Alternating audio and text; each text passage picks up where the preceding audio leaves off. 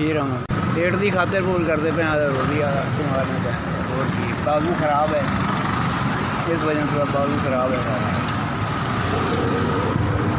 बाजू एक्सीडेंट हुआ है, 3 जगह टुटा हुआ है। मेरी औलाद कोई नहीं है, मैं शादी की थी मतलब तलाक हो गई है, उस बाद मैं शादी नहीं की थी, वहाँ पे बहुत हो गया और अकेला ही रह गया। मेरा 2 फौत हो गए ने, एक छोटा मैं तू काम कर वो अपने घर आया, मैं अपने अलग का फिर 2 फौत हो गए। जो हालात होंगे मैंने वही किता क्या चुपा करिए रब के कोल है, जो भी है उन्होंने पता सब कुछ आता। जो जिंदगी बसर होती पई अल्लाह का शुक्र है, अलहमदुलिल्लाह वो आ भी जानता जो जानता है।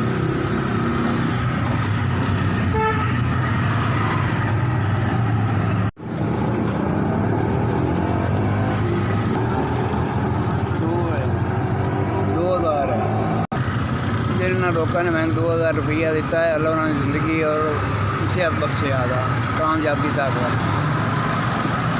अल्लाह करम करती, अल्लाह राम करेगा। अल्लाह है सल जलाल अल इकराम, वो सब दी पूरी मुश्किल कराने वाला खान है। मैं शुक्रगुजार हाँ जोड़ा काम मेरे तो किया इन्हें, मैं आदा दवाई शवाई आदा हासिल कर लूँ। अल्लाह उन्होंने होर बहुता देवे और